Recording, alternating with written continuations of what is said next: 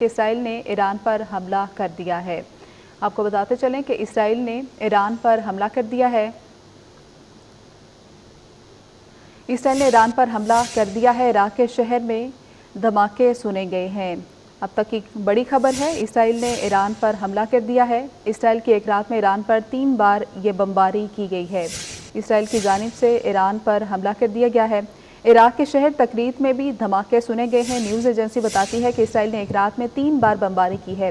Tehran के बाद Shahraj, Isfahan और कराज शहर में धमाका किया गया। पाकिस्तान इनकलाब समेत दीगर फौजी अड्डों को निशाना बनाया गया है। इमाम खमीनी इंटरनेशनल एयरपोर्ट पर भी धमाके किए गए। एक इमारत में आग भड़क उठी है। शाम के दारुल हुकूमत दमिश्क और इराक के शहर करकुक में भी धमाके किए गए हैं। ईरान, इराक और इसराइल ने अपनी फ़ज़ाई हदूद बंद कर दी है, जबकि तमाम परवाज़ें भी मुअत्तल कर दी गई हैं। ईरानी फ़ौज की जानिब से इसराइली जारियत का मुकाबला जारी है। तेहरान में एंटी एयरक्राफ्ट और जदीद दिफाई निज़ाम मुतहर्रिक। ईरानी हुकाम का कहना है कि किसी भी जारियत का जवाब देने का हक रखते हैं। इसराइल को इसी ताकत से जवाब देंगे। इसराइल ने ईरान पर हमला कर दिया है। इराक के शहर तकरीत में भी धमाके सुने गए हैं। न्यूज़ एजेंसी बताती है कि इसराइल ने एक रात में 3 बार बमबारी की। तेहरान के बाद शहराज, इस्फहान और कराज शहर में धमाके किए गए। पाकिस्तान इनकलाब समेत दीगर फौजी अड्डों को भी निशाना बनाया गया।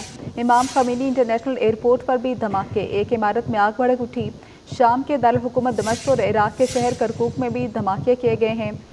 ईरान, इराक और इसराइल ने अपनी फ़ज़ाई हदूद बंद कर दी है। ईरानी फ़ौज की जानिब से इसराइली जारियत का मुकाबला जारी है। तेहरान में एंटी एयरक्राफ्ट और जदीद दिफाई निज़ाम मुतहर्रिक है। ईरानी हुकाम का कहना है कि किसी भी जारियत का जवाब देने का हक रखते हैं। इसराइल को इसी ताकत से जवाब देंगे। इसराइल ने ईरान पर हमला कर दिया है।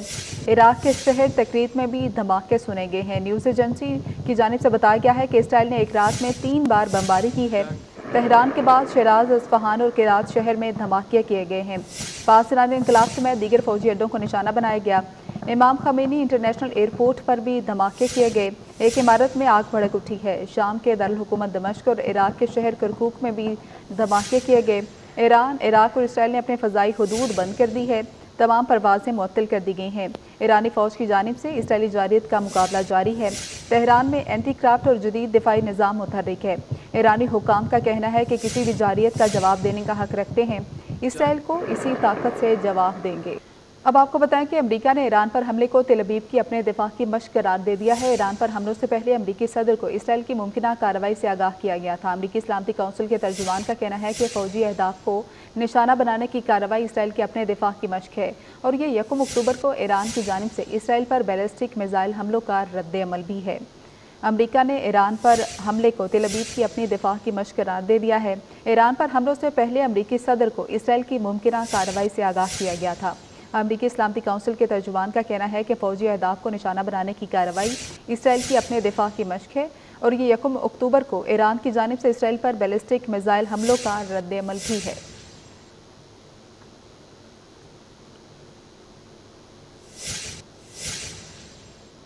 अब आपको बताएं कि इसराइल के लेबनान में हमले जारी हैं। इसराइली फ़ौज ने जनूबी लेबनान में एक होटल पर हमला किया है। 3 सहाफ़ी शहीद हो गए हैं। हमले से कबल इसराइली फ़ौज ने ना इनखला का हुक्म दिया, ना ही कोई वार्निंग दी है। सिहोनी फ़ौज ने दहशतगर्दी का मुजाहरा करते हुए जनूबी बैरूत के मुज़ाफ़ाती इलाके खाली करने का हुक्म दे दिया है। जनूबी लेबनान में हिजबुल्लाह के हमलों में 5 इसराइली फ़ौजी हलाक, 24 जख्मी हो गए हैं। इसराइल ने अपने रिजर्व फ़ौजियों की हलाकत की तस्दीक कर दी है।